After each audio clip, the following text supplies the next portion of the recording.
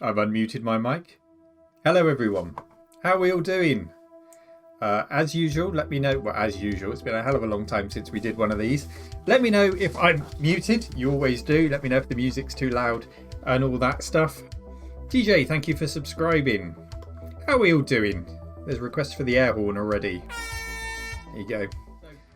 We're on Twitch today because I'm worried about copyright strikes. Because there's viewer submitted videos. So hello Dave Corbett.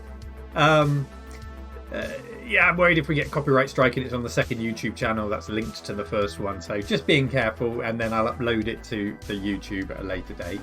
But here is that second channel, and it looks like the last time we did a live stream was 10 months ago. I mean, I've done gaming live streams recently. The last time we did one of these hangouts was 10 months ago. It's been a long time. Hello, my learned friend. So for that reason, there's probably a few of you viewing who have never seen one of these. 83 of you viewing, in fact, who have never seen one of these monthly live streams. If you're an official cave dweller, thank you for coming along, for your support. Welcome. If you're a Twitch subscriber, if you're there are some people who are YouTube not subscribers, but what's that thing called when you pay for YouTube? God, I'm terrible. There's a few people who do that on the channel, so thank you very much to those who do. Members. Thank you, members. YouTube members, can't remember the name of them. That's quality from me there. Sorry, everyone. Dan the Manic, thank you. There's things go. There's some kind of hype train, confetti. I'm not really a streamer, people. I'll do my best though. So it's been like 10 months, and if you're new here, we have a question of the month. Official cave dwellers submit videos. We've got about 12 of them, including one. So I haven't watched all of them, but I've just skimmed through some of them to make sure there's nothing dodgy before I stream it live. One of them gave me a huge belly laugh, and I can't wait to watch it again, and you're going to love it. The question of the month was, what was that retro thing that you always wanted and you never got, or that your friend had that made you jealous and you never got? So it's all about. Oh, and also, did you get it at a later date? Did it live up to the hype? And we also talk about what's happened on the channel. Gizmo is in her igloo. She'll be with us at some point, I'm sure. And we also talk about what happened on the main channel. Now, normally I talk about the last month, but as it's been so long, we've essentially built the cave, the new cave, in the time since we had one of these streams. What was it, 10 months ago, did I say? So yeah, we've had all these videos. What we go back to about the CDTV. So we were in the new cave, but we've properly built it and we're ready for opening. So I just talk about the most recent ones, and if you want to know anything about them, just let me know. We finished the cave, and the thing about finishing the cave is that it's really enabled me to focus in on those old formats that need a lot of time. Trash to Treasure is one that's been absent from the channel for ages because it needs so much time to research and put it together and make sure we get a full series out of a machine. So I was really happy to get the Apple IIe Trash to Treasure up online. Well, there's another one that's not here that you can't see unless you're a patron. Here it is. Get rid of that. It's a show and tell format, so it's really nice to have the show and tell format back again. When I said get rid of that, I was getting rid of the URL at the top, but you can't actually see it. I must have thought of that for you, because it's for patrons only at the moment. And this particular video, which is now on early access to patrons, is 42 minutes of rare Atari stuff with Control-Alt-Reese. Just let that play for a little bit so you can get a flavour of what we're talking about. And it was really nice to do the first show and tell in about 2 years with Reese, who was incredibly professional and well prepared. There's no way we would have got through the amount of content we did in one day to make this video without him making the effort to be prepared, as well as a long drive. So I know he's in the chat. Thank you very much, Reese, for that. And Keith, the Digital Orphanage, in chat says, wasn't our 8-bit show and tell the last before COVID? I think it was. So we've got the previous one, Keith, and the first new one in Reese. And I also got lots of good outtakes out of recording with Reese. So there's one for the Christmas special. So yeah, nice to get that format back. Nice to get the Trash to Treasure. I'm trying to book guests for the retro tea breaks so we can get those interviews, and then we're really pulling together all the old formats that I missed. Did you call him John? Proton beamed. You've obviously been listening to This Week in Retro, where I accidentally called Chris John. Reese does look a bit nervous, says Real Dozer, but then found his form. Yeah, he relaxes into it and he does a great job. And then the only other one I'll talk about is the game shop front end, which it caught a lot of people's imagination beyond YouTube. So it appeared on Tom's Hardware and Adafruit and a couple of other hardware websites. They really like that. No, BS 99999. I haven't done a video on the Adam computer yet. And this was a video where we get adverts because I'm incognito. Where we set the shop up so that if you scan a barcode, it launches the game. And I'm really looking forward to seeing people use that. Thank you, Skyperium, when they come and visit. The only thing that's changed since this video is I now have a holster hanging up in one of these slats where you can holster the barcode scanner gun. So on the whole, channel views have gone up. Thank you, P Memory, for the sub. Since Christmas, because I took a Christmas break, everything's kind of on the up and up and looking good. And thank you to everyone who's taken the time to watch these videos and help the channel. So that's where we are with the channel. Now I did record a little kind of behind the scenes video. A lot of people since building the cave have asked me, thank you Dave, have asked me for kind of a tour because they see the cave in my videos but they can't get their head around the layout of it, where is everything, and that kind of thing. So it's not really a tour this month. I just did a kind of behind the scenes video, but thinking about it, I will do a tour for people next month. But I'm just going to play a video now. I will talk along with it. You're going to get two voices from me. The voice in the video and the voice on the microphone. Just a bit of a behind the scenes thing. And it is here. Hello Cave Dwellers. I hope Hello. you're all well. It's Friday morning and the cave is an absolute mess. And I thought before I tidy it up, why don't I just show you, because I always show you this perfectly clean, prepared studio where we do all the filming, and actually it's not like that all the time, especially at the end of the week. I normally have to have a big clear up at the end of the week. So let's give you a quick tour.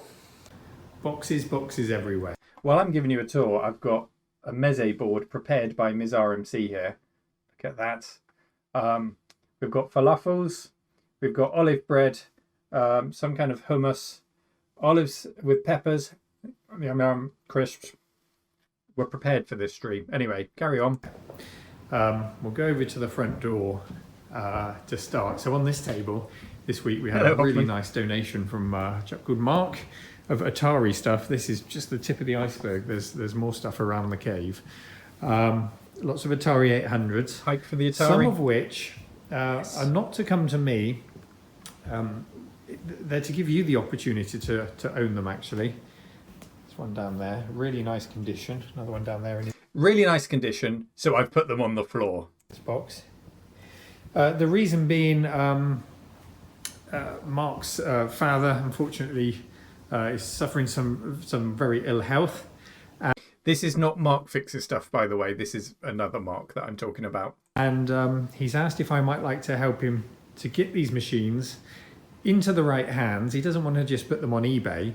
To someone who really loved them, with a view to the money raised going to the hospital that's looking after his father. So we'll figure out how to do that, and of course that will be an offer, I think, to patrons, not to the wider world. So if you're in the market for an Atari 800, we'll see if we can get them in the right hands. Thank you, Dean. So just to clarify on that, 2 points, Keith. No, it's not lube on the table; it's hand sanitizer. And 2, I've spoken to Mark a little bit more since making this video, and I think the approach that we're going to go down is a silent auction to patrons, so the official Cave Dwellers. So if you're interested in a really good condition Atari 800 with some accessories, might be a disk drive, might be a tape deck, some games to go with it, I'll put together a nice selection from all of this stuff. Some of this stuff is going to Mark Fix's stuff to help with his collection. The boxed, there's a nice boxed one that's going in the cave, but the idea is to do an auction. So I'll put onto Patreon how you can email in your bid, and we'll see if we can raise a nice little bit of money for him. Figure out how to do that in another post. But I'll throw in the hand sanitizer if you want it. That's fine. There's all sorts of stuff here. We've got F-15 Strike Eagle. You know I love my flight sims. I do. Sublogic Flight Simulator 2. Doesn't get better than that. It's quite a chunky one. Disk drives. There's a boxed 800 there. And then over on the other side of the cave, it goes on. There's what's called a happy drive. This is an Atari 1050 with a happy chip in it, which is made to circumvent copy protection. So we might have a go at that in a tech nibble at some point. And then an Atari 810. Look how chunky that disk drive. I can get my whole finger in there. It's so huge. Yeah, I didn't really think about what I was doing when I filmed that, but yeah. And I'm doing that just as DAF has arrived, so yeah. There are some rails, so it does line up your floppy disk when you put them in there, but it looks more like a backup tape should go in there. Put it in there. Clunk.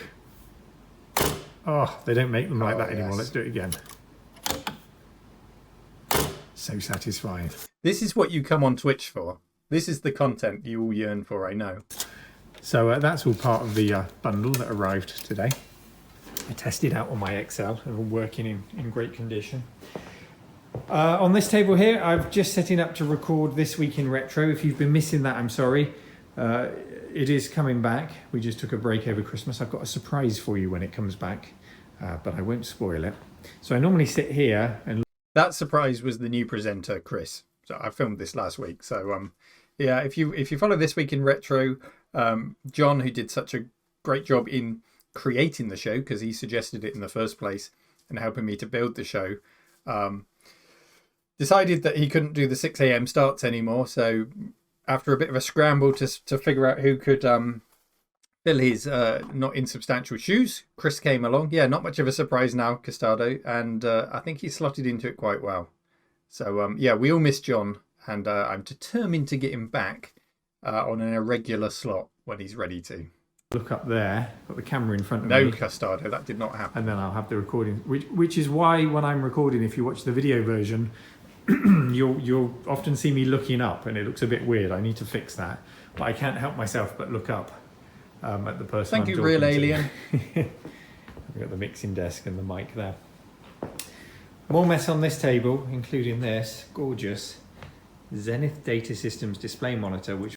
Thank you, Count XX. Yeah, you're going to get a bit of a spoiler now for the next Apple episode. Part of a donation, look away if you don't want it. This in a minute, the original anyway. Box, an Apple II in the box with all the packaging, with a bunch of add-on cards, including this is a really interesting one, mounting computer music system. And I'm glad Hoffman's here, because if I can get this music card working, he kind of semi-offered on Twitter to maybe come and have a play with it, see what sounds he can make. Like a double-decker card there. Here he with comes. a light pen, and it's some kind of synth card and music composition system. So you guys know how musically talented I am. We'll try and figure that one out. Thank you, Kitson. There's a print buffer card, language card, and then the good old Disk 2 interface card. Or was it the print buffer card that Hoffman really wanted to come and see? I think it was that. And there was a machine in the box. Let me take you over to it. The machine that came there was this, an Apple II Euro Plus in good working order. I was a bit worried because there was it's got a metal base and there was some condensation on it where it was stored in a garage, but actually inside was dry, it was all fine, and it boots up and works perfectly. So that's a Euro Plus, not to be confused with an Apple IIe. Look how filthy this one is. And this is the current Trash to Treasure that I'm filming. We're restoring this one at the moment. And there is that monitor from that box. Looks gorgeous, doesn't it? Now, I didn't show that monitor in episode 1. It came with a different monitor, but then this one came along with the Euro Plus. It's green screen, it's not colour. And although the Apple IIe does colour, I'm so tempted to just put it on this green screen because I think it looks so good. But I'll show you it in the episode. Anyway, enough about that. No spoilers on the next video that's coming out next week. What else can I show you? A couple of games I picked up over here. And I need to shrink wrap and put them in the shop. IndyCar racing and NASCAR racing in their big boxes. NASCAR seemed to come bundled with absolutely everything in just like a jewel case. Notice how the Atari 520 ST makes a really good table. Got its uses. So it's nice to see the full big box version and IndyCar. Outside of Microprose's F1 GP, these were the two. I probably leaned more towards IndyCar than NASCAR, but they were both good fun. So I was happy to pick them up. Sorry, Castardo. Over here, donation this week. Oh, this was another part of the Apple haul. Excuse me. Dave says, tell us about the joy of reuniting boxed games with their content. I'm planning on doing a whole episode on that, Dave, and it's just going to be the nerdiest episode. Man likes to buy floppy disks and reunite them with empty boxes. I don't quite know how I'm going to make an episode out of it, but I've been enjoying doing it so much lately that I'm going to have to make an episode on it. Some mouldy manuals for a soft card from Microsoft, which was an add-on card with a Z80 CPU, so you could run CPM. There's a picture of it. You could run CPM on the Apple II. But there's no sign of the card, unfortunately. But I'll clean them up.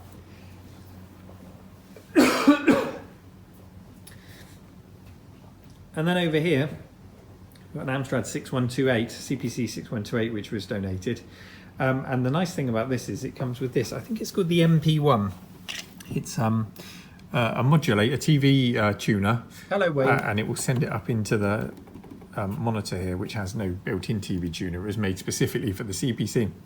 So you can put your aerial into this and tune in your TV channels, or you could, when we had over-the-air analog terrestrial channels, and see them on there. So it would double as a television in your room. Kind of neat. What I could use it for in this day and age is any retro machines that only have RF output. I could actually tune them through here and have them on this screen, which could be quite fun.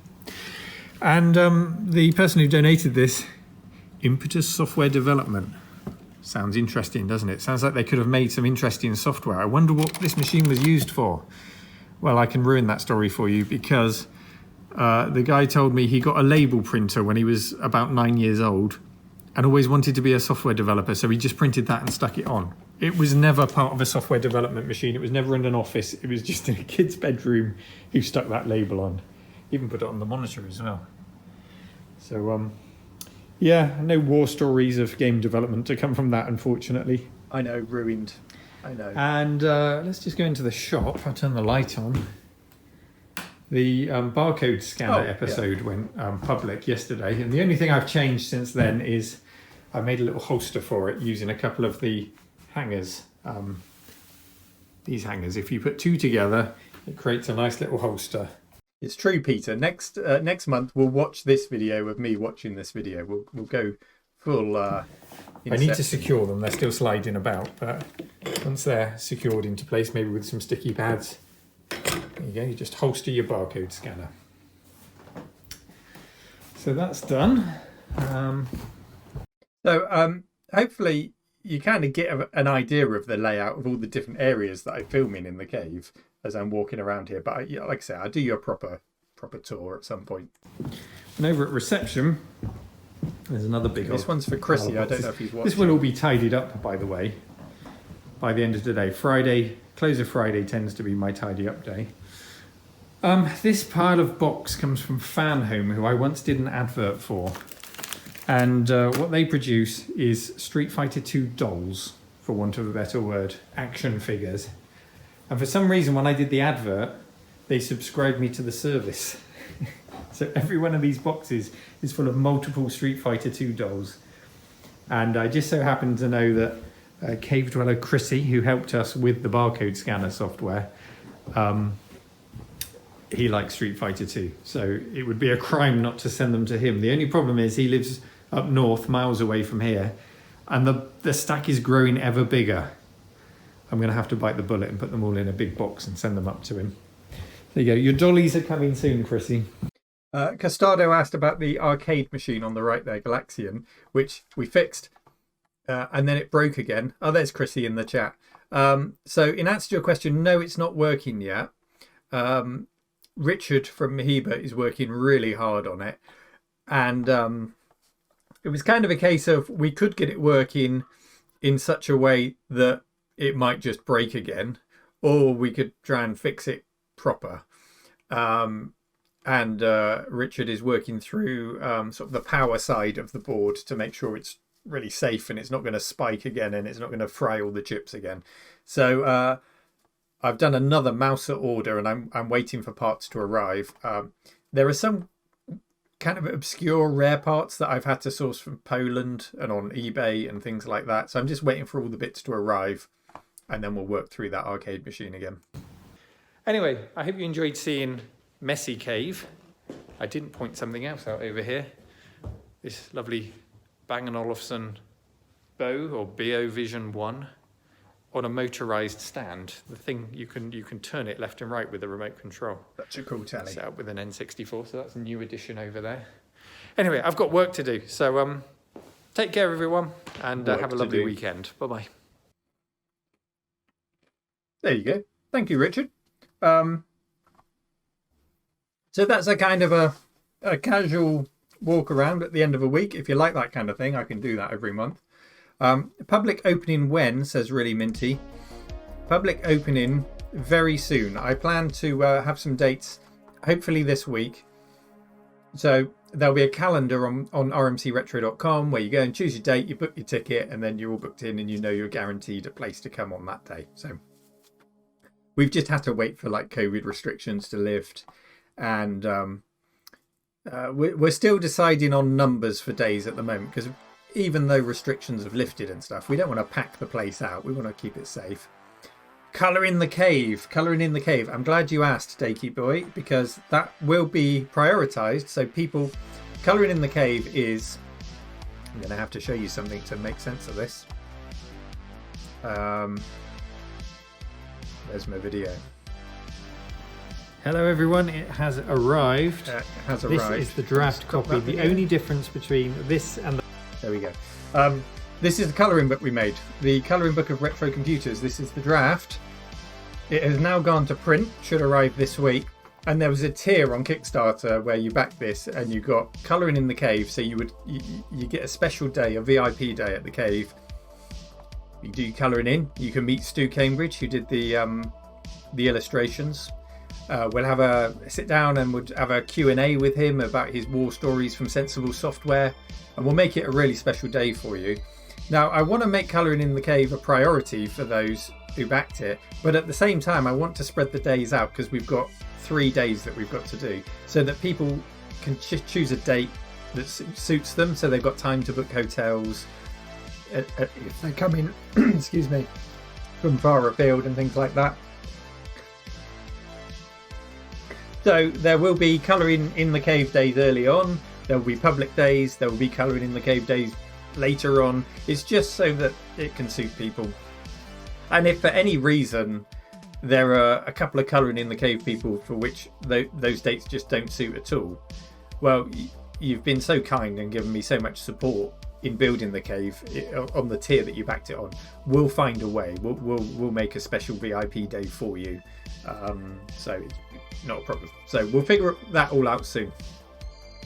You might as well watch this video now. It's on the screen if you want. No, let's save that. Let's save that for later. because we got your videos as well. There is one other video I wanted to show you, which was a new addition to the cave. This is something I bought from Johnny Blanchard. I don't know if he's in the chat, but thank you, Johnny. It was a very good price for a lot of kit, and it's this bad boy. We've now got a Virtual Boy in the cave. It's gone straight into the Japanese exotics cabinet. It is working. It's a nice looking thing. Blimey, the Global Baker. Hang on. What has just happened there? 20 community sub gifts from the Global Baker. Just wow, thank you. That's mad. Thank you, Global Baker. That's really kind. Huge sub drop. Welcome to all of the new subscribe people. Say thank you to our very generous Global Baker if you've received a subscription from him, or her, or them. Thank you. Let's carry on. So also with the Virtual Boy came this stack of games. Wow, they just keep coming. And what I've discovered, because I wanted to protect these, and I've discovered that GBA, Game Boy Advance, you can get the little plastic shells to protect the boxes. They perfectly fit these Virtual Boy game cases, so I didn't have to get anything Virtual Boy specific to protect them. Galactic Pinball. There's tennis in there. There's golf. There is also an SD card, a flash cart. No, it's not, I don't think it's SD card based, I can't remember, but there's a flash cart in there, so I can pretty much play anything.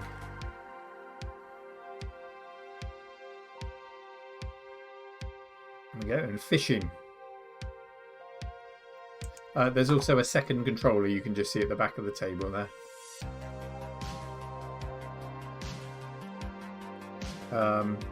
So Old Adventure Gamer says there's about 22 to 24 games. And Reese says there was a good show and tell with Top Hat Gaming Man. There was. And it was on Top Hat Gaming Man's show and tell that I got to play the Street Fighter 2 port, which not only is a great game, you can also link two Virtual Boys up and play head to head, literally head to head, heads up against each other. So if anyone else has got a Virtual Boy and they want to bring it to the cave and they have a flash cart or Street Fighter 2, we can have a fight, a migraine fight. These sub notifications keep on coming. There we go. Oh no, there's more. So that's the Virtual Boy. Really pleased to have that in the cave. It's a nice rare thing.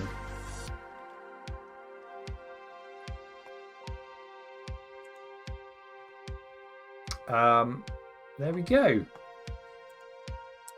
So yeah, so we've recapped on what we've done, shown you around the cave. And as I say, 2022 is really about getting the cave open, getting those familiar formats going on the regular. Show and tells.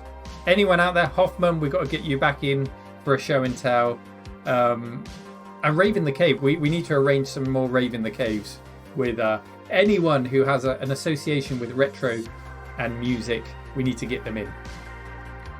So it's all going to be that. Oh, and retro road trips. We need to arrange some retro road trips this year. So it's going to be good old school classic RMC. The subs just keep coming. Not Matthew. You got kind of swamped in amongst all of those subs from the Global Baker. So I should say a special thank you to you as well.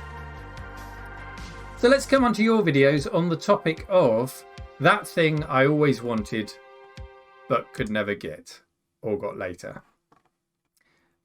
We've got about 12 videos. Mr.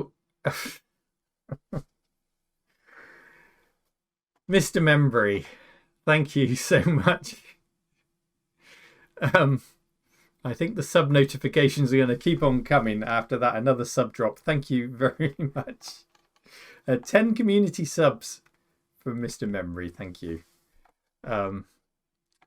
I'm just going to move the subscribed alert just to one side, just because at this rate, everything's going to be obscured. What a problem to have. I think it's this one here. Okay. We're just going to pop that up there. There we go.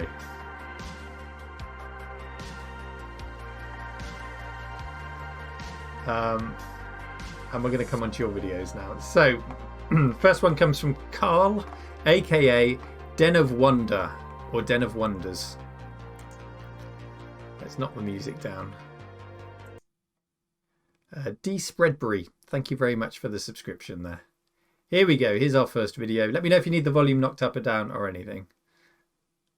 This is Amiga Action issue 50, and in 1993 the 12-year-old me really wanted it. Or more accurately, I really wanted Amiga Action issue 50 cover disc 2. My aunt bought a copy of the magazine for my brother Andy, but Andy didn't own an Amiga, I did. And cover disc 2 featured a demo of Graham Gooch's second innings. Andy really loved cricket, I hated it, and in that moment I hated Andy as well. Poor Andy. Retro Robbins Wayne, thank you so much. So let's get this right. Carl didn't have an Amiga. No, Carl had an Amiga. Andy didn't have an Amiga, but Carl's mum bought Amiga Action for Andy, who got the cover disc and couldn't play it anyway. Got that? Let's carry on. Oh, and therefore Carl hated Andy. Andy played the same scant few minutes of gameplay over and over for weeks. And to make matters worse, he even wrote his name on the disc in marker pen, just so I knew that it was his. The existential angst caused by my aunt's actions caused trauma that lasted decades. I think we all hate Andy at this point. So much so that the demo, which to this day I haven't played, became something of an obsession. So a while ago I came across a copy of the cover disc for sale on eBay, and I bought it. Unsure what to do with it when it arrived, I felt the only thing I could do was frame it. Now, so by the way, Will, thank you for the sub. Thank you everyone for the subs. It's just mad tonight. So he's reached his goal. He's reached his dream. This is the video I told you gave me a belly laugh earlier. He's got even with Andy, right? He's got the cover disc. He's framed it. He's put it on the wall. No, he goes a hell of a lot further because of his hatred of Andy. Finally had a copy of Amiga Action issue 50 cover disc 2. But that still wasn't enough. It didn't fill the hole that my aunt's treacherous actions had dug all those years ago. Andy had given away his disc at some point. I realised that there was a chance, no matter how small, that I could find the actual cover disc he had been given and callously discarded. And so, every time a copy of Amiga Action issue 50 cover disc 2 appeared on eBay, I bought it. Again and again, I purchased copy after copy. Until one day, I found the disc. He did it! He did it! This made me laugh so hard. To find that disc on eBay is just insane. Up yours, Andy. Graham Gooch's second innings cover disc demo from Amiga Action issue 50 is the retro thing I always wanted but didn't get. And now I own more copies of it than anyone else in the world. There you go. Do not cross Carl. He will hunt your cover disc down. He has a certain set of skills. Oh my god. Where's that disc? There it is. Andy. It's like the cowboy on Toy Story. Was that Andy on his boot? It's a much nerdier version than that. Ah, brilliant. It's going to be really hard to top that. So, that's the story of Andy, and we'll come back on to the game Graham Gooch later in the stream. Yeah, he's cornered the market of Graham Gooch. If you've been wondering why the price of that cover disc has been going up, I wonder if he's going to drip feed them back onto the market at an inflated price. And if you're in the stream, I don't know if you're in the stream, Carl. If you are, have you told Andy this? Does he know? You rubbed it in his face. There he is. Have you slapped him? I hope you've gone up to him with this disc in your hand and you've just... Yeah. You won, my friend. You won. Our next video comes from our very own controller, Reese. He's been twice on the channel this week. Christmas 1991, I received my very first proper computer, an Atari STE. Is that your actual footage? Is this you, Reese? Is this actually you? Of course, that's a story for another time, but from that date until getting our very first 486 PC in 1994, I was an avid reader of British computer magazine ST Format. And among its glossy pages featuring all sorts of exciting game reviews, news and weird bits of hardware were previews of other upcoming Atari creations, and one that I'd become obsessed with over late 1993 and 1994. The Jaguar. Ooh. Of course, in hindsight, history wouldn't be kind to the Jag, but as a 9-year-old, seeing screenshots like this and review scores like this, and bear in mind this was over a year before the N64 or PlayStation would hit the shops, it can't be hard to see why I begged my parents for Atari's 64-bit powerhouse. But sadly, it wasn't to be. Contrary to popular belief, the Jag did actually end up with at least a few pretty decent games among its total roster of 50, including fantastic ports of Wolfenstein 3D and Doom, Raiden, Rayman, Zool 2, and exclusives like Power Drive Rally. Power Drive Rally wasn't exclusive to the Jag, was it? It might have been at the time, but I certainly had it on the PC at a later date. And it wasn't a great game, but I played it to completion. I really enjoyed Power Drive. Alien vs Predator. Confession. And Tempest 2000. Oh, and Trevor Mc... Alright, maybe not that one. It even had a CD drive, which made it the coolest thing ever in 1994. But would childhood Reese have loved this console? There he is, little Reese, in his Ninja Turtles. Reese. 1991.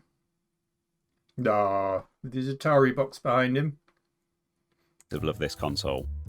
I do genuinely think so, actually. And that's why I'll keep singing its praises, even though barely anybody else will.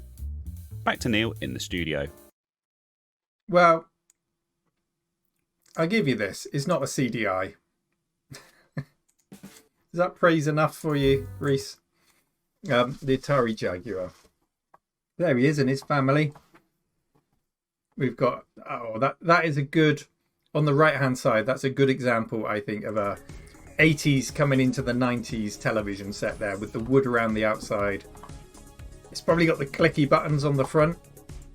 I don't know. Christmas 1991. Yeah, Christmas 1990. I don't know if it will pan. No, we're not going to get to see the telly. But that looks like the Atari ST Discovery Pack, I think.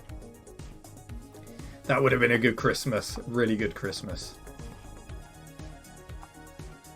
So, we've had Graham Gooch's Cricket and we've had the Atari Jaguar. And obviously, Reese went on to get it because he showed us footage of that. So, there you go. Did he discover MIDI ports? Next one is from Derek Flame Lily. Derek, here we go. You're up. I don't know if you're in the chat there, Derek. So, when I was a wee lad many moons ago, I saw an advert in a magazine somewhere for a Sega Game Gear. Don't ask me why, but I just wanted it. You don't need to explain why. We all loved handhelds. I still remember the TV Tuner add-on, which was also shown in the ad, and was a huge part of that lusting. We lusted after strange things, didn't we? Lusted after a handheld, not for the games necessarily, but because it had a TV tuner. And you forget, as we all watch Netflix on our phones now, it was really novel to be able to tune into one of 4 television channels on the move. That was a cool thing. I mean, a portable TV with games built in, what is not to like? The coolest kids at school were rocking this bad boy. Old. I mean, calculator watches? Who needs an Apple Watch when you can type boob right on your wrist, right? I needed a Sega Game Gear to one-up them. The problem was, there was no ways I was going to afford one in Africa, import duties and all.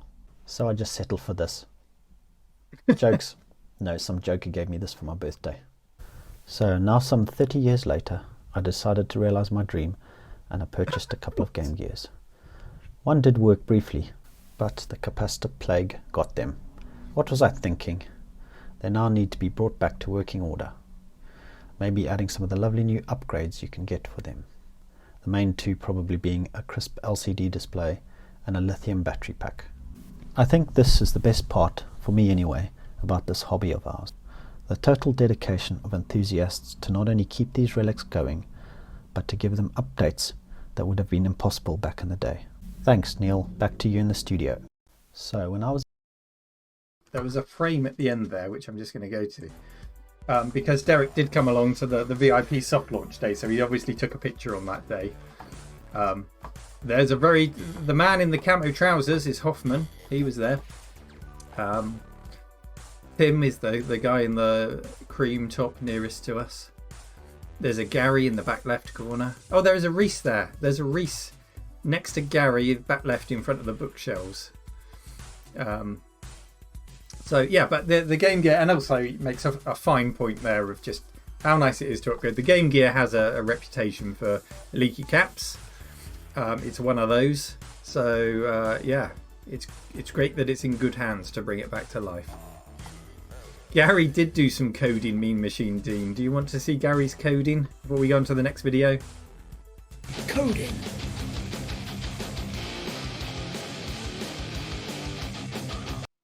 There you go. There's Gary coding. Happy now? Okay. And I think it was Andy who asked, did I have a Scotch egg? No, it's a falafel. But we'll pretend it's a Scotch egg. Monsieur, with the Scotch eggs, you're really spoiling us. So, on to the next video, which comes from Paul Jacobson. What's Paul got for us? Hello there, Cave Dwellers. Well, it's the live stream, and this week we're doing the retro thing I always wanted but never got. The retro thing I always wanted as a kid and never actually got was the here it is. It's the Tomy Caveman. Ooh. Let's see if we can power this thing on. Oh, what do you know? It works. Yes, Tomy, who released a number of electronic games like this in the 80s, of which Caveman was one. Released in 1982 for around £20 in the UK, we got the better looking gold version from Grandstand, a UK distributor for Tomy. I'm just going to pause it here because I saw something on my Twitter stream today pop up, and it was a Caveman that someone had posted in a shop in a glass cabinet up for sale, and it was up at £149.99. Didn't have a box. Now, personally, I think that's a little bit overpriced. But they obviously think someone will buy it for that price. Scary, isn't it? The way some of these prices are going. Caveman was available around the world though in a few flavours, including the air quotes rare red one that I own. I never got one originally because according to my dad we didn't need them because we had a computer at home with games. He was right. He was right. But I knew people that did who could provide me with a fix now and again. Playing as the titular Caveman, your job is simple. Steal eggs from a fire-breathing dinosaur, avoid falling lava chunks, and smack egg-pilfering pterodactyls out of the sky with your trusty throwing star. Now, I always thought, and I'm going to maintain, that's an axe. That's a bit of wood. That's a stick with a stone tied to it, not a throwing star. Which could also be used to bludgeon the dinosaur, making your quest easier. An additional pro mode added the element of having to pick up a new weapon after each throw. Mine was one on eBay a few years back for about £15. Sold as not working, I hoped it was going to be an easy repair. And when it arrived, the repair involved opening the back and putting in 4 C-cell batteries. Result! Caveman is playable through MAME, but it really isn't as good as the real thing, so if you can get one cheap enough, it really is worth it. I didn't know MAME did these games. I've never played one of these on MAME, so that's a good thing to know. If you want to play Caveman or any of these old vacuum fluorescent games, tabletop games, it seems like you can do it through MAME. Never going to be quite the same, is it? But yeah, I guess you get the idea for the gameplay. Awesome.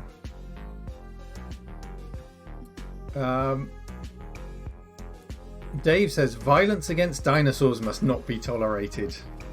That's right, Dave.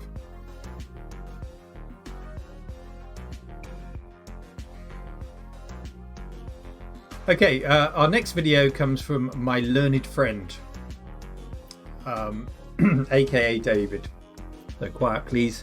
Court is in session. 1992 was the year that provided the proverbial sliding doors moment for me and computers. Yes, 1992, the year of Ben Johnson cheating. Ben Johnson cheating. I remember watching that. Bill Clinton winning, Sonic returning, Street Fighter 2 snezzing.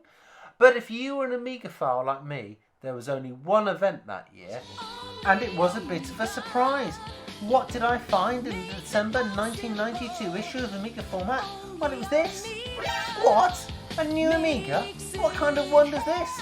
David, you're going to run out of octaves to go up to. More memory, quicker processor, IDE, 5 times quicker than the A600. And what's this? AGA?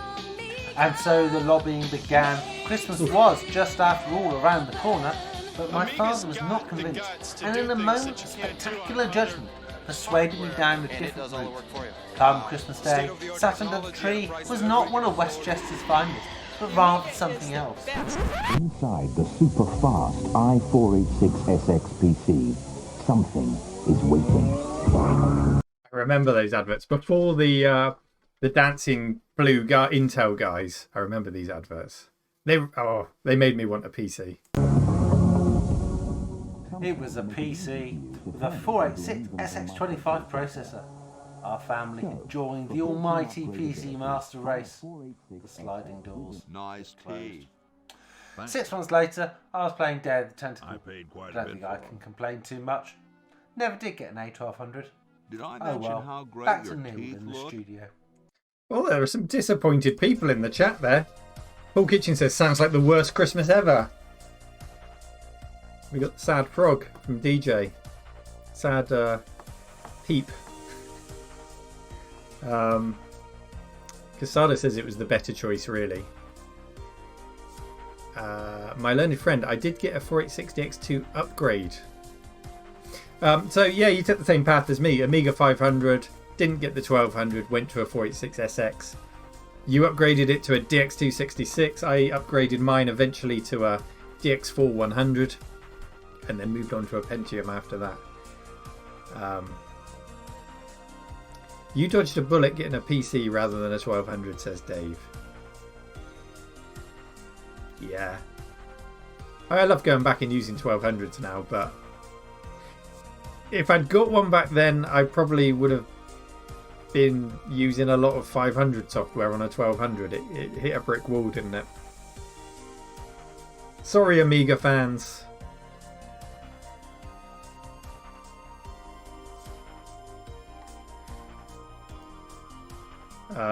Our next video, I believe, is quite a similar story. It's from James. Here we go. Greetings, fellow cave dwellers. Greetings. It's James here. When I was growing up, I had an Amiga 600, and I loved it, apart from a chopped-off number pad thing, of course. I got to play great games like Lemmings, which is decidedly not in the bin. He's referring to our segment with Mean Machine Dean and Mark Fix's stuff, where we tried to put Lemmings in the bin. I defended it, by the way. Mark wanted it in the bin. I thought it was a good game. But I had a friend who always had to have everything better than we did, and he had an Amiga 1200. He had the AGA chip, so he got to play Alien Breed 3D. He got to play all those enhanced versions of games. He got to play Jet Strike, where I could never find an ECS copy for some reason. I was jealous, and I wanted the best Amiga. But you know what? I didn't get it. But in the end, I did get to play some AGA chip games. Yay! The joke is slightly obscured, but hang on, I think it might. Does it move? Have a great day, cave dwellers. Bye. There. It's not AGA. It's an AGA. Yay! With chips. See what he did there. So James lusted after an Amiga 1200 and never got it. But he had his AGA. With is that Kickstart 2 that he's got on his AGA?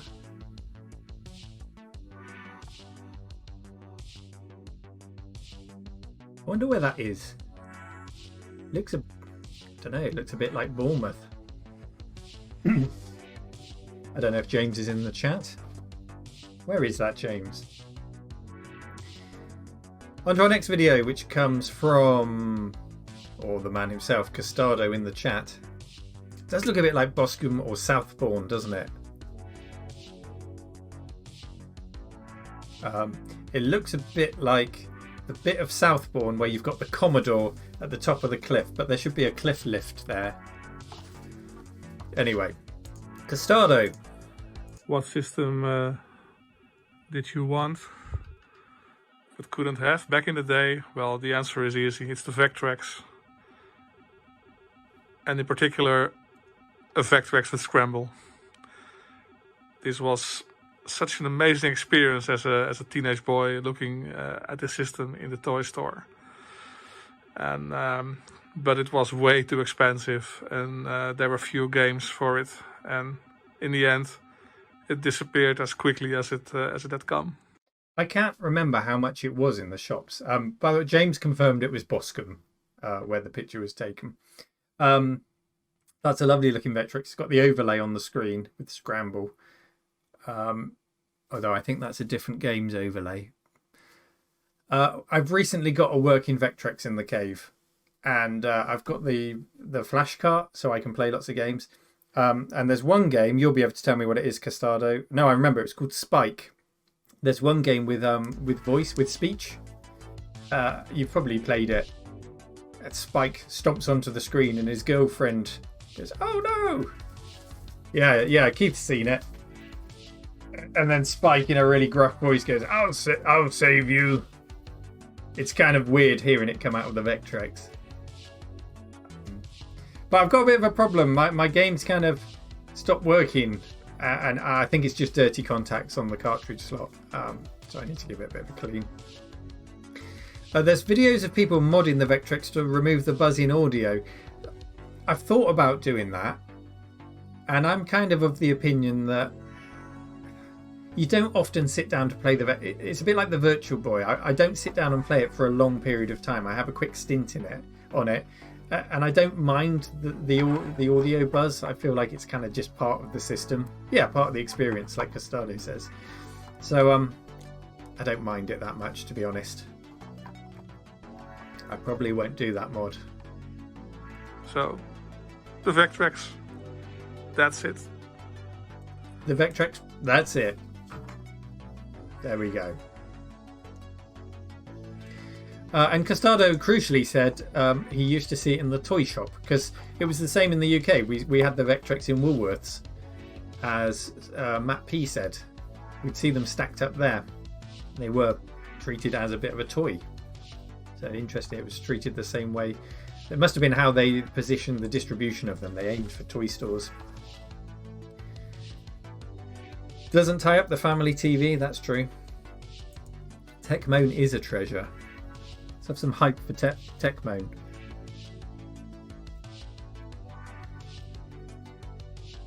Nostalgia Nerd, on the other hand. I want to punish Neil quite badly. Don't know what I've done to upset him. Oh, we'll kiss and make up one day. Gareth is next. Hey Neil. Hey. And the RMC crew. So back in the 90s, there was one thing that me and all my friends craved, and that was 128 megabytes of memory. Okay, I'm going for the RAM. Just wanted to recognise the Blender hat and the Cinema 4D t-shirt here. We all had Amiga 500s. We all did 3D. There was 3 of us, and we used to...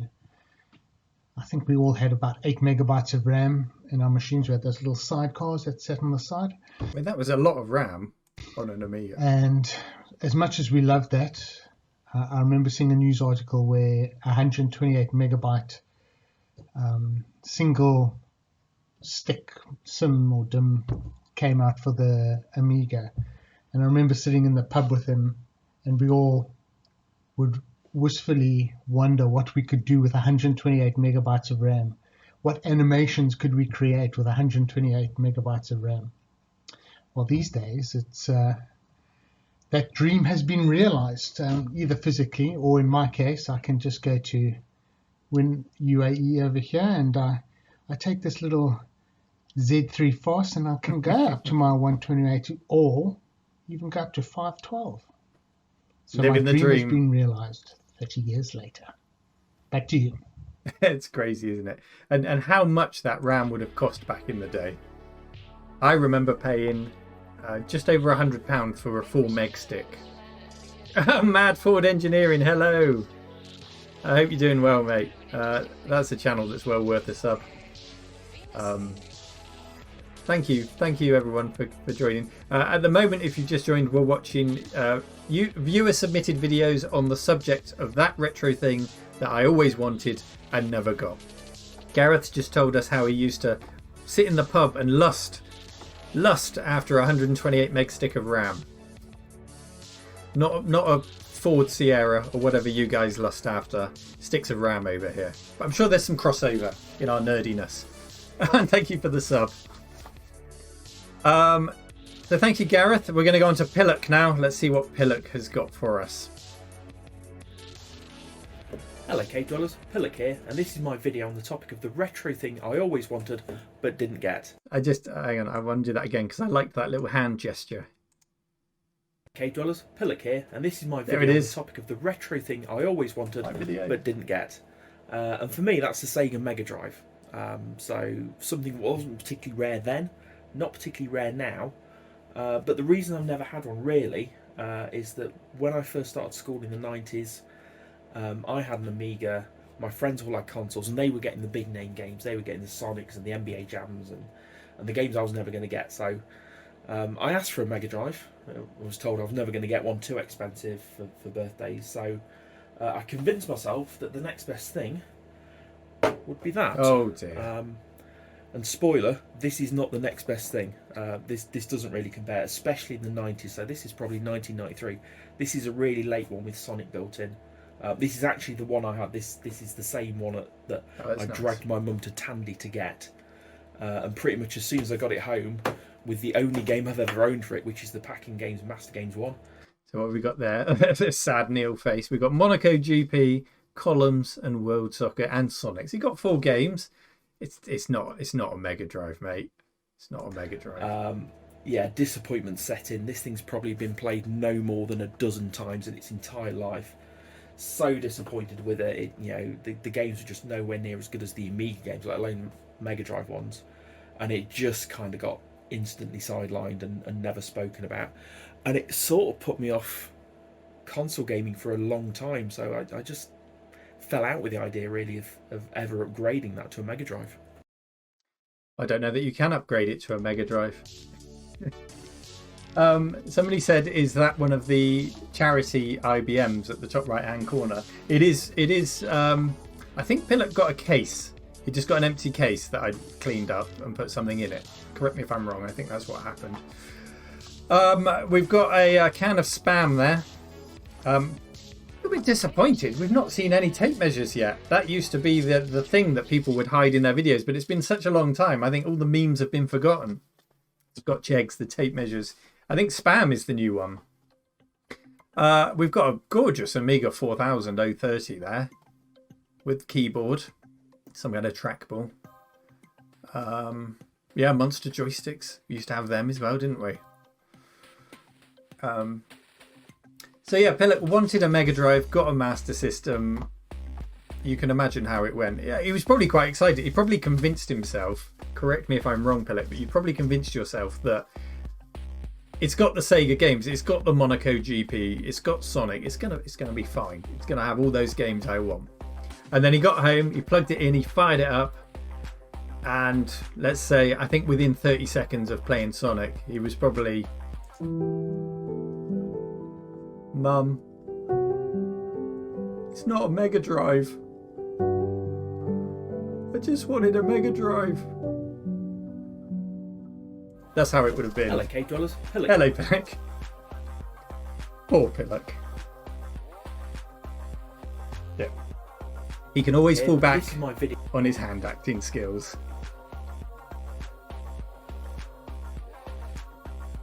And this is my video. This is my video. This is my video. Love you, Pillock. Thank you for the video. Who have we got next? We've got Retro Boy / Malik has sent this video in. Let's see what he's got for us. Hello, and I just wanted to say. Oh, I'm going to resize you because I've kind of hidden you behind me. Bear with me. I'm going to make you smaller. There we go. Oh, it's like a young Peter Schmeichel. Here we go. I just wanted to say welcome everyone, and I would just like to share something which, as a young lad, regarding comparison between Amiga and PC games at the time. I was an owner of Amiga 600, and when visiting my friend, I've seen Doom running on his. Oh, that's a killer, isn't it? As an Amiga owner, when you first saw Doom, what's the killer? 486 PC at the time. It must have been about 1993 or 94. And although all the Amiga games were really impressive, Doom was something completely blew my mind. I could never afford to buy a PC with that spec at the time, but later on, about 96, 97, we got that PC, but obviously then newer games came in. And then again, when 3D accelerators came in, I couldn't afford one. And when I saw accelerated Quake 2 at my brother's friend PC, it blew my mind again. And then yet I couldn't buy it at the time because I couldn't afford it, but I bought it a few years later, and the coming back to the 3DX Voodoo 1 and Voodoo 2, it met my expectations. Cool. So Malik eventually got from his Amiga and the jealousy of Doom and Doom 2 to a PC with a 3DFX card. That's the happy ending. Perhaps he missed sounds like he missed a really good generation of PC gaming, but he got there in the end, and he would have been able to go back and play Doom. A slight Yorkshire twang, says Ben Rattigan, and someone said he looks a little bit like David Coulthard. Oh yeah, there is Storm Malik this weekend, isn't there? He's to blame. Someone says, Dave Corbett says Ford Sierra on the monitor. That must have been later in the video, was it? There's R-Type on the monitor. Oh, on top. There we go. And you haven't even come here from Mad Ford Engineering, but there you go. Good spot. Thank you, Malik. And there's also some dinosaur stickers there for you, Dave, on the white bit of paper hanging on the notice board. Yeah, he's put that up there for you, Dave.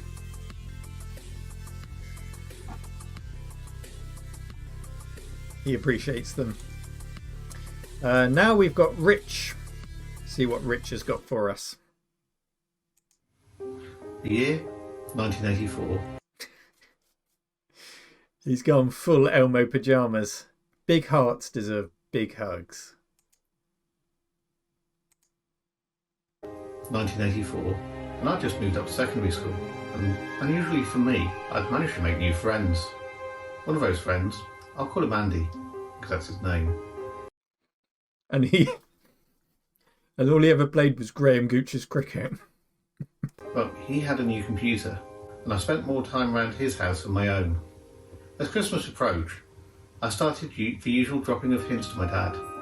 On Christmas Day, was I going to receive my most requested wish? No. Instead, there was a Hornby 01 Master Controller. We need to get that on the screen. A Hornby 01... He wanted a ZX Spectrum. Got a Hornby 01 Master Control Unit. Says on the box, the complete control system allows for the operation of up to 16 locos and 100 points. Wow. A reasonable substitute? Something my dad wanted. Still, there's always my birthday that's in a few months. Sadly, that came and went without much fanfare, and I was still ZX-less. September, with a new term starting, I'd started my new, not so subtle hinting, saying how much a computer would help me with my schoolwork, leaving random adverts around the place for him to find, and hopefully, take the hint. I figured, with 4 months before Christmas, I might just wear him down, in the hope that maybe he'll just buy it to shut me up. But to my surprise, after only a few weeks, he actually took me to the computer shop. My memory suggests it was Rumbelows. Did I get my much coveted Spectrum? No, but then you already knew that because of the theme. So what did I get? Well, I got an Amstrad CPC 464. You called it, my Was I loaded disappointed? friend. No, not really. I could still nip round my mate's house to play games on his Specky, and he would nip round to play games on my Amstrad. Perfect, really. Anyway, back to Neil in the studio. What was that? What was that frame? There was a frame at the very end of the video. Hang on, I'm sure I saw something at the end of the video there. Hang on, there are things flashing and appearing in the frames. Hang on, what are you sending subliminal messages? Was I disappointed? Did other really. people see that? Do I even want to pause it on that frame? Is it going to be something outrageous? My Amstrad. Perfect, really. Anyway, back to Sorry, I'm going to have to find this. Neil in the studio. No, I'm going. Richard, tell me there was something there.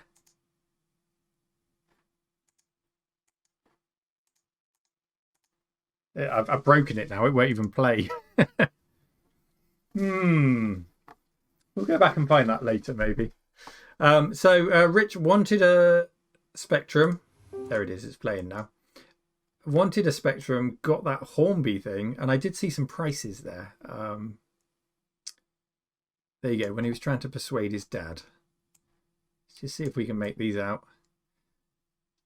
So the Atari 800 XL price crash came all the way down to $79.99.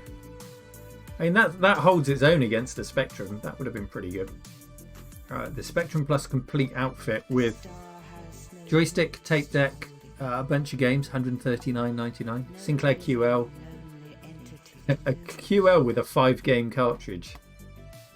No, nobody was going for that. Although it was cheaper, that half price, than the Amstrad with monitor. Okay, it came with a monitor though, $299. So given those prices, your dad actually went for the more expensive option. That 800 XL is a good price, with a joystick, with a data recorder, with a bunch of software. Yeah. All 5 QL games. The Commodore price bottom left, says Kitson. I think that's going to be a Commodore 16. That is not a 64. The Electron, yeah, those two are going to struggle against the competition, even at those prices. But yeah, you're getting a lot of computer for your money on the XL there. Thank you, Richard. We've got 2 more viewer-submitted videos. The next is from Tim Beefett. And Tim wins the award for sending in the highest quality video, in that he sent me a 4K video. This is the only 4K one. We're streaming in 1080, but, you know, just squint a bit and imagine it. Hi Neil, hi Cave Dwellers. Tim Beefett66 here. So, the object of my desires takes me back to being 16 in 1982, and my father took me to work with him to a place called Eurocontrol and let me mess with the TRS-80. And that led him to keep me out of trouble that summer by building me a ZX81 from kit. And then amazingly generously buying my brother and I a ZX Spectrum for Christmas that year, which we really had a lot of fun with. The thing we really wanted was a ZX Microdrive. It was... I'm going to have to just readjust the picture here so you can see that. Some of you admiring his posters on the ceiling there. We've got... looks like the Edge of perhaps Pinball Fantasies, or so. It looks kind of pinball-y. Turrican or Turrican 2, Elite, Syndicate. And then we've got the Microdrive advert there. It is a lovely room. I like that light strip along there as well. Advertised and sold by Sir Clive as the answer to all your R-tape loading problems, and we just thought fast loading, chance to copy loads of stuff onto fast loading tape. What more could you want for the money? But sadly, he tended to overpromise and under-deliver, and we never got one. We just waited and waited, and I think by the time they came out, we'd got our Apple IIe with floppy disk drives, so never got hold of one. But I did get one as an adult, and it is a cute and really important little device, which is a quirky part of British microcomputer history, and I'm glad I've got one. If there's a moral to the tale, it's don't be shy about taking your kids to work with you to show them what you do. You never know, it might lead to a hobby or career. Anyway, I guess as Saddam Hussein would say, back over to you at the mother of all caves, Neil. Thank you for ending that on a Saddam Hussein reference there, Tim. Yeah, do they still do take your kids to work day at school? Does that sort of thing still happen? Or in college, work experience? I think that's important. You never know how you're going to inspire people in their future. It could only take one day to see something really cool, like Tim. And the microdrive is not something we've covered on the channel.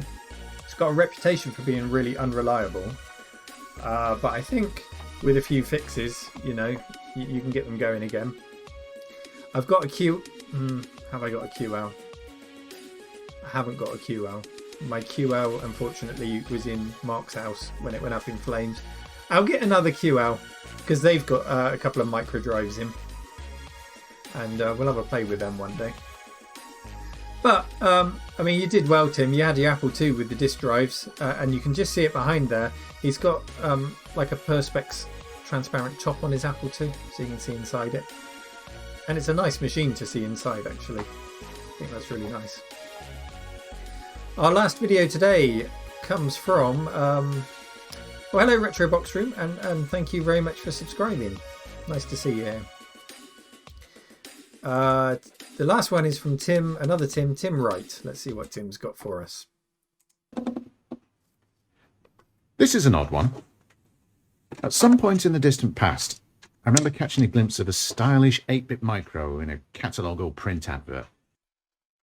Tim's got a really good voice. It was a sexy dark grey number with built-in software and really fetching coloured livery. It looked a bit Spectrum-y, but it wasn't a Spectrum, and I always wondered what it was and what that software bundle was. So jump forward to last year and I finally get my hands on one. It's the only computer I've bought retro that I never experienced when I was a bairn. It's the Commodore Plus 4, the big 64K brother of the little Commodore 16. I didn't know you could get Mercenary on that. That's what's on the screen there. That's impressive. A wee burn, yeah. Now the business software is, well, crap.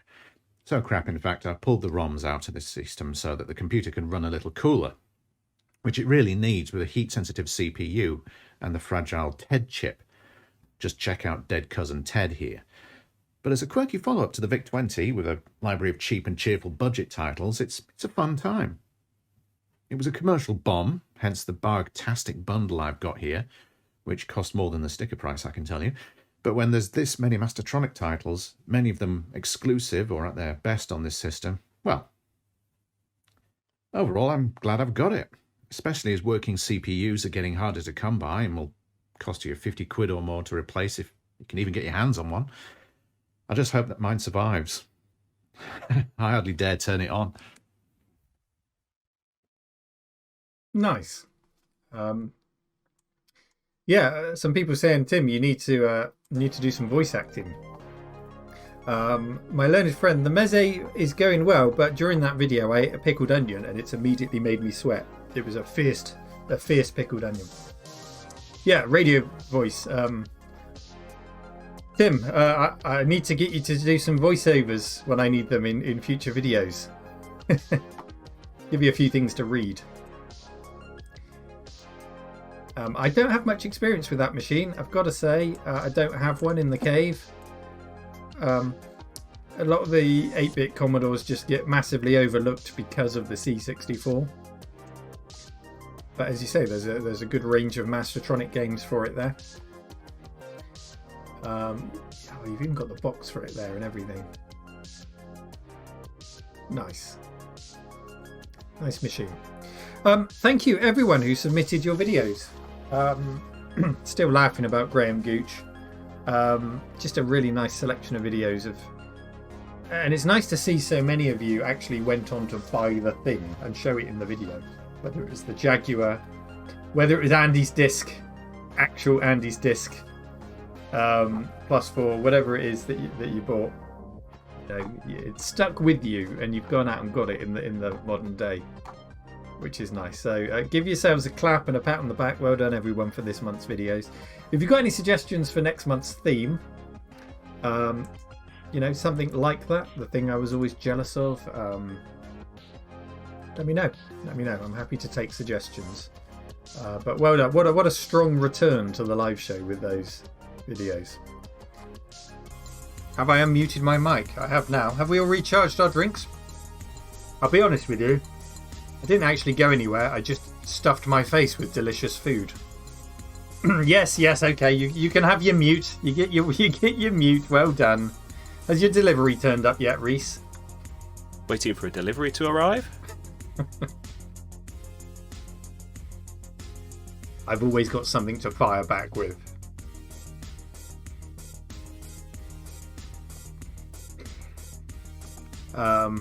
Yeah, should it be RMC Vintage now? Maybe it should be. Dave says go to the end of Rich's video. I tried. I didn't get to see it. So you've told me what you always wanted. I should probably tell you something I always wanted. I've got to bring up Chrome.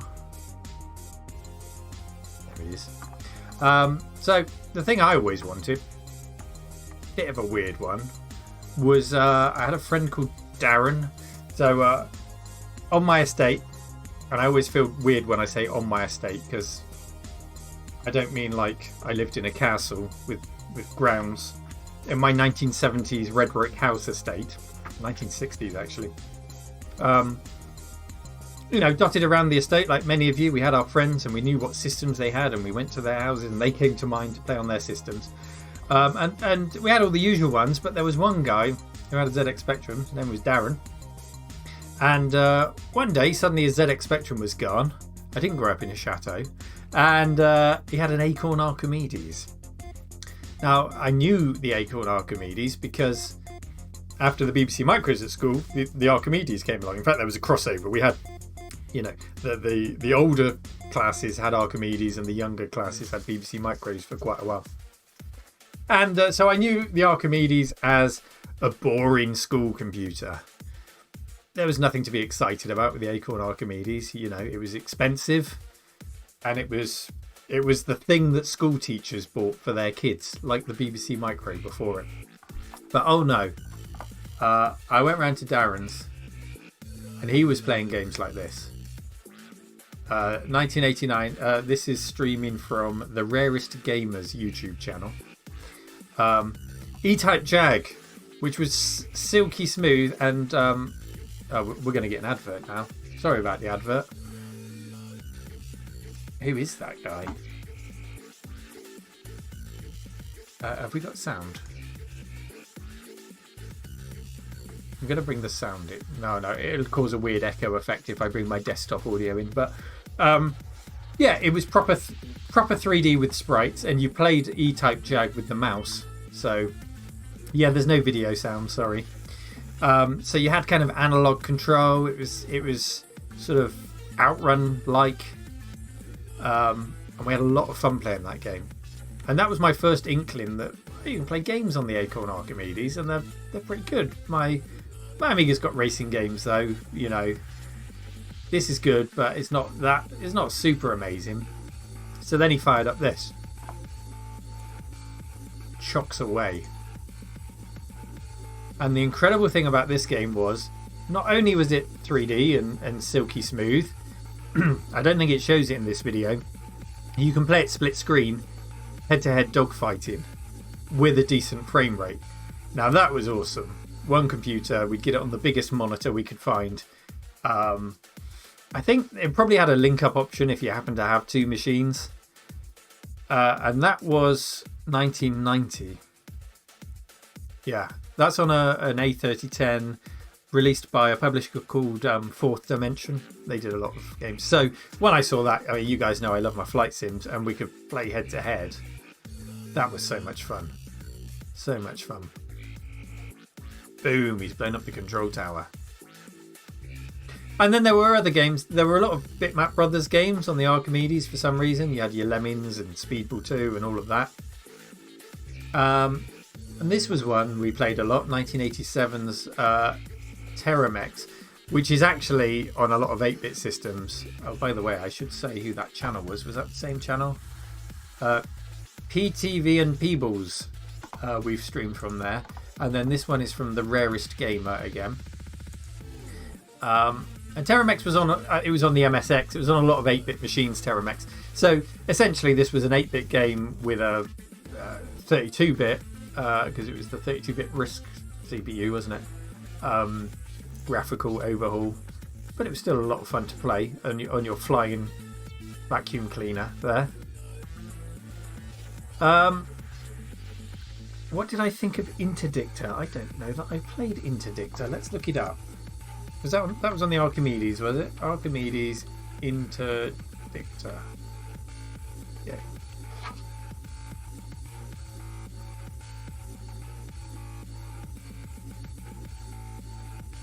No, I didn't play this one, so this... It's a bit like F-29 Retaliator. This is streaming from the channel JASPP. Yeah, I mean, that looks silky smooth. Got a few interesting scenery features. I did see a video back there, 43 Acorn Archimedes videos on Funcade 64 in 25 minutes. Let's just go. Oh, look, there's had Chuck Ruck on there. So, anyway, what I learned from going to Darren's house was the Acorn Archimedes was not just a stuffy school machine. It was a machine with a lot to offer in terms of the game library. And also, oh, there we go. I was about to say music.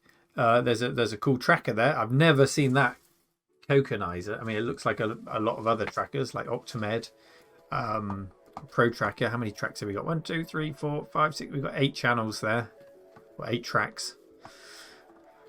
So yeah, the Archimedes was a system that was well worth exploring if you could afford one, and it wasn't just a stuffy classroom machine. And I wanted one. Hey, it's recommended my video there, which brings me on to the next thing, which is I never got an Archimedes.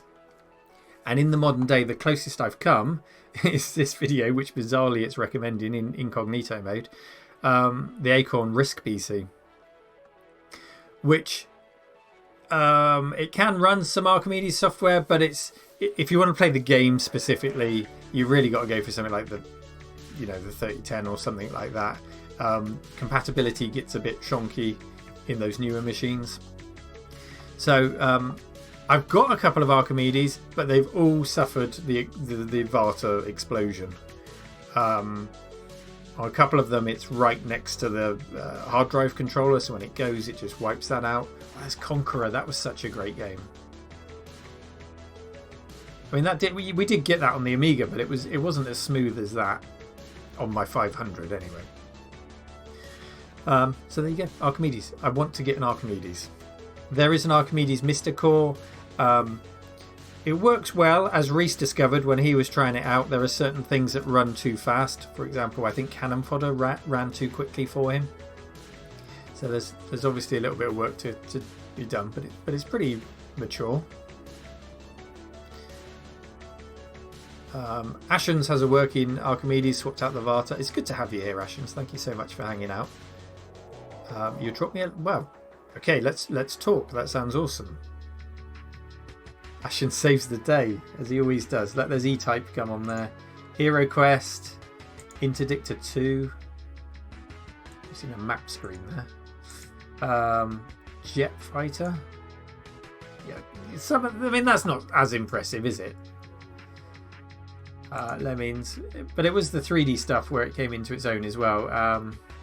There was a brilliant port of Pac-Mania. There's that. It really filled the screen, which some versions of it didn't.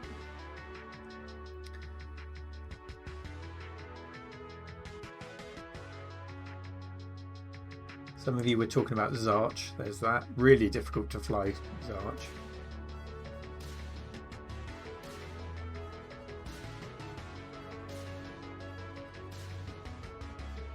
Anyway, there we go. The quest continues for an Acorn Archimedes. A couple of things I just wanted to show you to wrap things up today were the latest on the colouring book, which we saw a little peek at earlier. Let's have a look at this. Hello everyone, it has arrived. Sorry for the portrait aspect, by the way. So, the draft has arrived of the book, which has now gone to print, but let's give you a little preview if you haven't seen this. This is the draft copy. The only difference between this and the final copy that will be printed, and it's going to print today, is that it will have a glossy cover. It'll be laminated, so it'll look a lot glossier, but other than that, this is your retro colouring book. And I'll just give you a quick flick through. We've got these gorgeous backgrounds, which... So Stu Cambridge was the artist on this, and I absolutely love these backgrounds. These appear throughout the book, and I really want to, hopefully, turn some of these into some fun merchandise. So floppy disk socks, or a tie, or a shirt, or a t-shirt, or a hoodie. There's so many great assets in this book that we could turn into things like that. Book by Stu. And then we go wallpaper, yeah. So there's an example. The work that Stu's done is just fantastic. Just such quality. And we've tried to make it interesting by each system being... I don't know if I can make that a bit bigger for you. Each system being opened up, so you've got things to colour inside. It's difficult. It's difficult to make computers and consoles into something interesting to colour in. But I think we've achieved it. Copy of Cattle's in there. Channels were, pages were sponsored. So this one, for example, is sponsored by Zalia or Mr. Dr. Rimron, Darren, isn't it? It's Darren. Hopefully we'll see some more pages. Let's carry on. Where's my play button gone? There it is. So the book proper. So we've got your sponsored messages at the bottom, and then the pictures, which I've tested with felt tip and with coloured pencils. It's nice thick stock paper. The felt tip doesn't bleed. The coloured pencils look great on there. So it's the arcade machine I wanted to put in there because I wanted to give you the opportunity to draw your own artwork on the side of the cabinet. It's based on the Galaxian shaped cabinet, but you know, be inventive. Draw whatever you want on there. Passed all of the tests. Look at these pictures. These are brilliant. I'm not going to show you them all because I don't want to ruin it for you. BBC, that is Astro Wars. We've steered clear of using the trademark names and things, so you won't see Amiga or Atari or Astro Wars. Just didn't want to go down that road. But you know, you can get creative with your colouring pencils. But you get the idea. A nice selection of machines. There's those backgrounds. There's a hidden Trevor the Tortoise on every page to be found. And it's just come together better than I could ever imagine. There's only one fault with this draft proof, and that is that a page number's gone off the edge on one of the pages, and I've been assured that everything will be lined up perfectly and there won't be any problems like that in the final one. Okay, PC Engine. 68,000 there, the X68000, N64, and of course we can get that in focus. The Amiga 500, proudly sponsored by pureamiga.co.uk. Chris Appleton, aka our very own Pillock, in the chat. That's his sponsored page, so thank you for sponsoring that, Pillock. And you'll notice at the top left hand corner of each page as well is you know, there's a whole other picture just to have that little icon at the top left, that system put together. Stu's gone to such lengths to get the artwork right on this.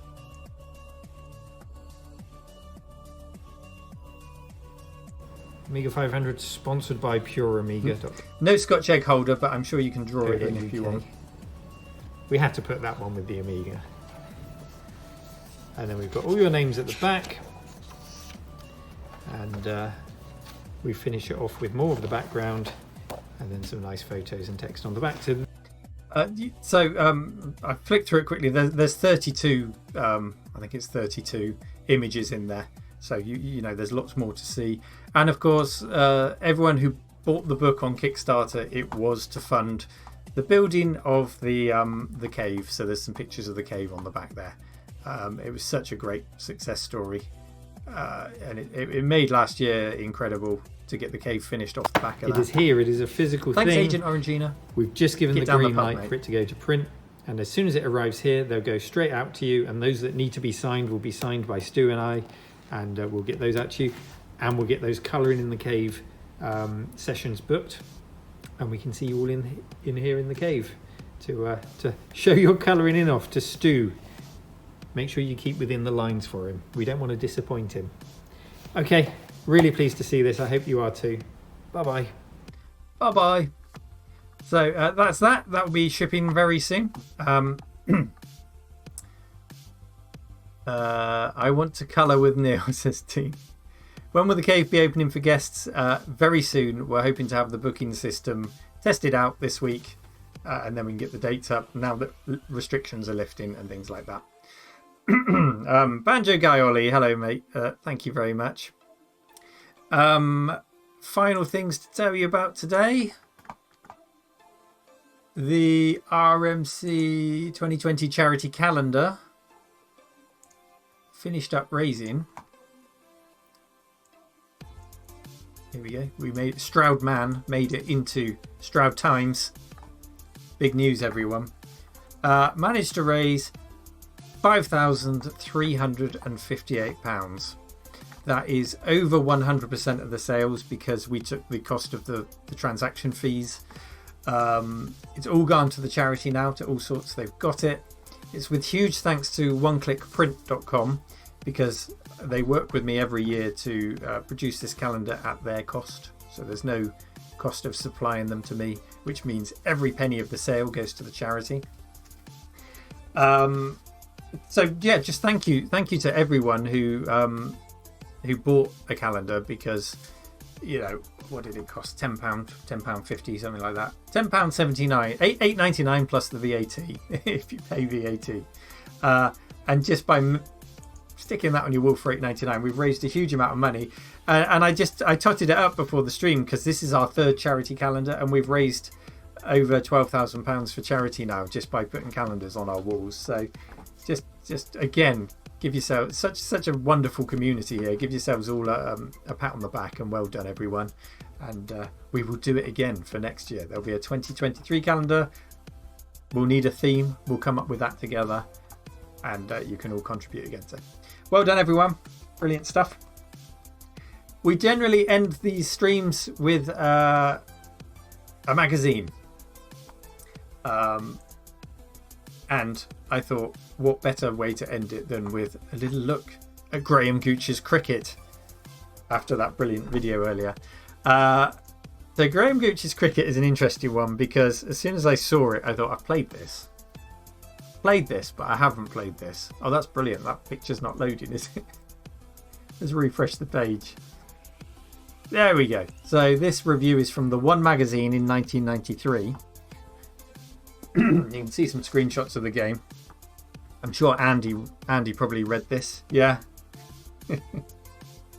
We'll just read because they only got 65%, I think. It says, call me a coward if you like, but I've never enjoyed playing cricket since my school days. I've feigned illnesses, attended imaginary appointments at the doctor's, visited fictitious relatives who have contracted mysterious diseases and require my urgent attention. Anything to avoid having to stand in front of 3 bits of wood while some git chucks what might as well be a solid metal ball directly at my head. And they call boxing violent. Playing with a tennis ball instead of a super hard leather ball was always much more enjoyable. Well, that's absolutely true.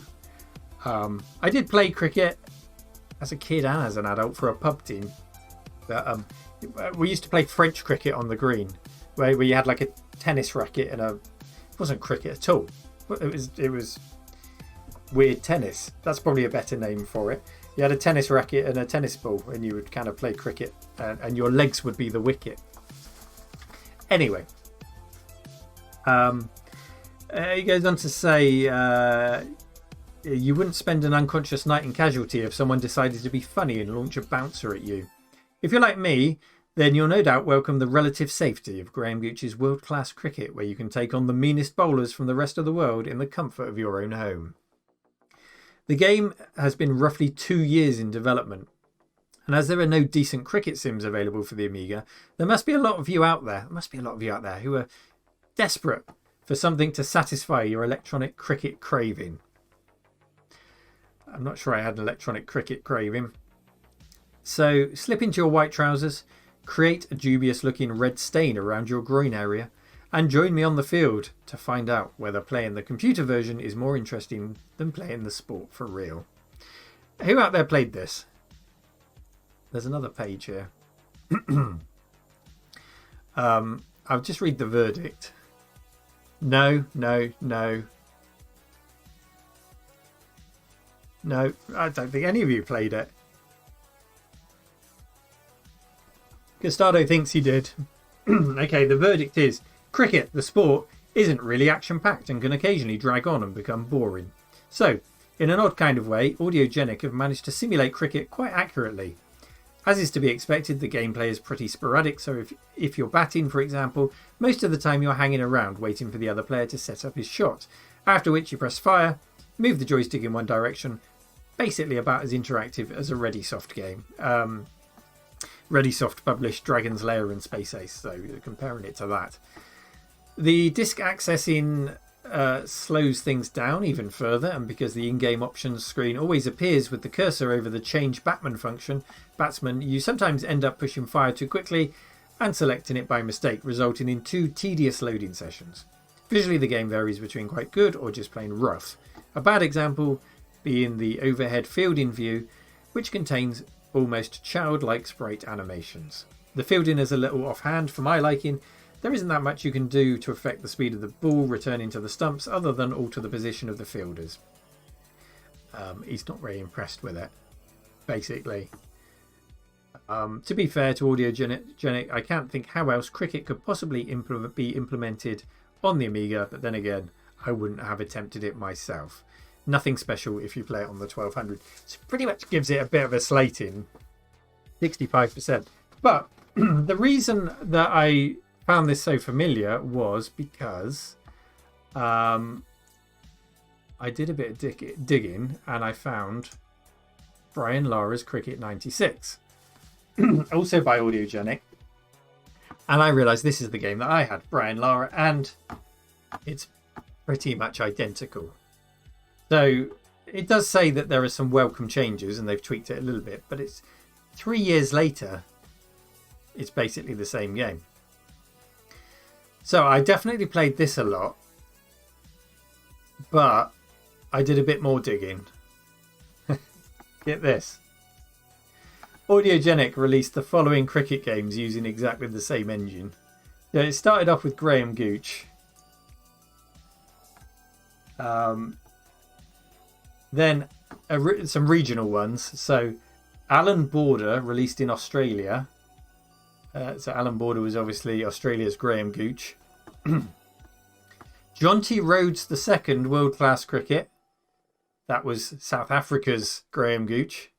What a time to be alive, says Philip. Brian Lara Cricket, a special edition of World Class Cricket. If that's the box, it almost looks like it's got sort of a comic font. That's awful. And then we've got another Brian Lara Cricket. Oh, Sega Mega Drive conversion. Developed for Codemasters. Spent 10 weeks at #1 in the UK. Same game. Obviously some tweaks, but same engine, pretty much the same game. Lara 96 for the Mega Drive, for the PC. Shane Warne Cricket 97. Battle for the Ashes 97. So considering it was 2 years in development when it came out in 93. So they started this in 1991 and they continued selling it into 97. For a 65% rated game when it came out, they've really milked that, haven't they? Engine. Lara, Gooch, Rhodes, Warne, Border. They've done well. So a lot of you will have played Graham Gooch or a derivative of without knowing. Pretty cool. I still wouldn't go out and buy every single cover disc of it on eBay though. I mean, that's just mental.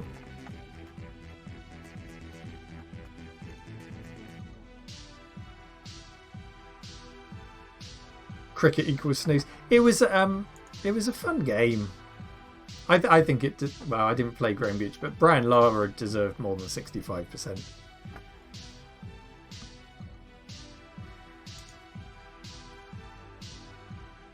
No, they didn't do a Botham version. Didn't do an Ian Botham version. Where is that video? This is Amiga Action issue 50, and in 1993 the 12-year-old me really wanted it. This. Or more accurately, just in case really you missed it earlier. Amiga Action issue 50 cover disc 2. My aunt bought a copy of the magazine for my brother Andy, but Andy didn't own an Amiga, I did. And cover disc 2 featured a demo of Graham Gooch's second innings. Andy really loved cricket, I hated it, and in that moment I hated Andy as well. Andy played the same scant few minutes of gameplay over and over for weeks. And to make matters worse, he even wrote his name on the disc in marker pen, just so I knew that it was his. The existential angst caused by my aunt's actions caused trauma that lasted decades. So much so that the demo, which to this day I haven't played, became something of an obsession. So a while ago I came across a copy of the cover disc for sale on eBay, and I bought it. Unsure what to do with it when it arrived, I felt the only thing I could do was frame it. I finally had a copy of Amiga Action issue 50 cover disc 2. But that still wasn't enough. It didn't fill the hole that my aunt's treacherous actions had dug all those years ago. Andy had given away his disc at some point. I realised that there was a chance, no matter how small, that I could find the actual cover disc he had been given and callously discarded. And so, every time a copy of Amiga Action issue 50 cover disc 2 appeared on eBay, I bought it. Again and again, I purchased copy after copy. Until one day, I found the disc. Graham Gooch's second innings cover disc demo from Amiga Action issue 50 is the retro thing I always wanted but didn't get, and now I own more copies of it than anyone else in the world. Brilliant. Brilliant. So that wraps up our show today. Thank you everyone for hanging out with your video submissions. I hope you've enjoyed the show. We'll do it again next month. I'll put a post up on Patreon. Join us in Discord if you're not a Discord chatter, and we can talk about what the topic should be. A huge thank you as well to all of the gifted subs and the subs today. Like, we've got 149 people watching. That's incredible. And the subs have just gone through the roof. I'll try and do some more streaming between now and the next big monthly stream, because I did stream some adventure games. We played Codename Iceman and we played through Willy Beamish and a bit of Elvira over Christmas. So I'll try and get a few more streams in the month, just gameplaying, but I'll look forward to this. Let's load up the raid. I think I've typed in the right command. And enjoy the rest of your weekend, your beers if you're having your beers tonight. And take care, everyone.